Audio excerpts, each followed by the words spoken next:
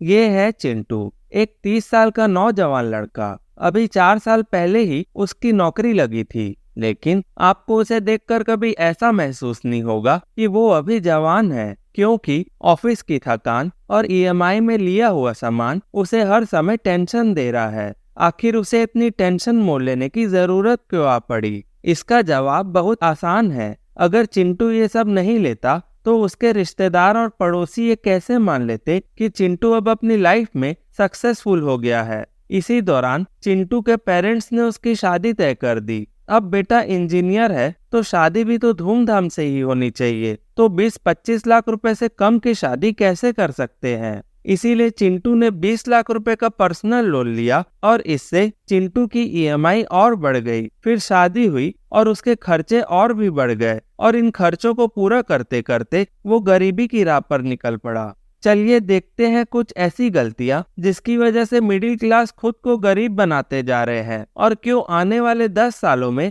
50% से ज्यादा middle class लोग गरीब बनने वाले हैं। पहला, शादी या बर्बादी। शादी हर किसी की जिंदगी का एक खास पल होता है। ये एक नए रिश्ते की शुरुआत होती है। भारत के लोगों के लिए शादी ट्रेडिशन ही नहीं बल्कि एक इमोशन भी होता है। इसीलिए हम शादी में गहने, खाने, कपड़ों और स्वागत में इतना पैसा खर्च कर देते हैं। शादी में सब कुछ बहुत अच्छा करने के चक्कर में हम अपने बरसों की कमाई हुई दौलत को 2 से 3 दिन में ही खर्च कर देते हैं या फिर लोन लेकर शादी करते हैं। इसी से आप देश में बढ़ते बिग फैट वेडिंग का ट्रेंड देख सकते हो। दोस्तों, किसी को दिखाने की चाह में आपको किसी भी सूरत में अपने बजट से बाहर नहीं जाना चाहिए और प्रॉपर फाइनेंशियल प्लानिंग के साथ ही शादी सेलिब्रेट करनी चाहिए। दूसरा, यूजर हो या यूज हो रहे हो। खाना, ग्रोसरी, मोबाइल या कपड़े, जो कुछ भी चाहिए वो आज एक क्लिक में ही आपके घर आ जाता है। भारत दुनिया का second largest e commerce market है, जहां लगभग 800 मिलियन लोग शॉपिंग करते हैं और इसमें से 60% लोग 2 टायर सिटी और स्मॉल टाउन से आते हैं।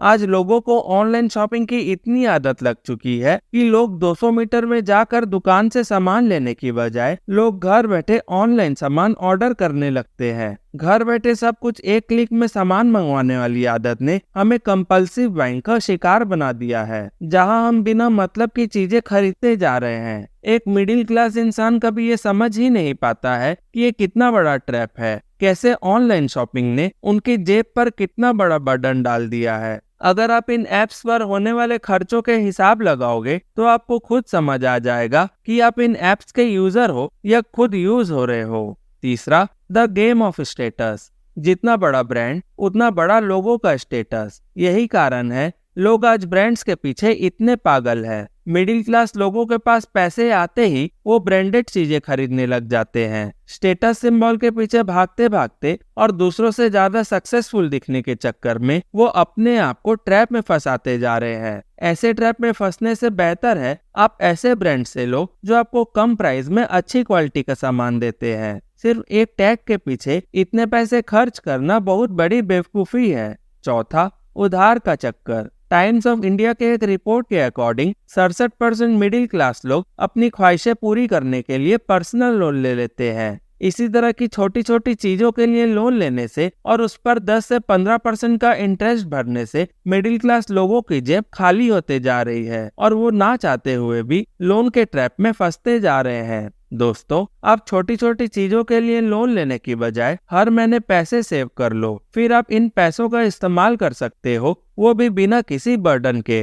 पांचवा, 21 दिन में पैसा डबल। आज हर मिडिल क्लास लोगों को जल्द से जल्द अमीर बनना है। आरबीआई के एक रिपोर्ट के अकॉर्डिंग 2023 में लगभग 3500 करोड़ का फाइनेंशियल स्कैम रिकॉर्ड हुआ है। मिडिल क्लास लोगों को कोई भी बड़ी आसानी से बेवकूफ बनाते जाते हैं और वो हंसते हंसते अपने बरसों की मेहनत से कमाई हुई दौलत अपने अमीर बनने के लालच की वजह से किसी को भी ऐसे ही दे देते हैं। एक रिपोर्ट के according 61 million Indian middle class लोग बैटिंग एप्स यूज करते हैं और उन्हें कब इसकी आदत लग जाती है उन्हें पता ही नहीं चलता है और वो लोग अमीर बनने की चाह में गरीब बनते जा रहे हैं। दोस्तों, जब भी आपको कुछ खरीदने का मन करे, वो मोबाइल हो, कार हो या कोई महंगा सामान, ये 2 रूल जरूर फॉलो करें। पहला, रूल ऑफ 24। जब भी कुछ खरीदने के लिए आपका मन करे, उसे खरीदने से पहले 24 घंटा या एक दिन रुके और सोचे, क्या वो सामान खरीदना जरूरी है? क्या उसे खरीदने के बाद आपके जीवन में कुछ फर्क पड़ेगा?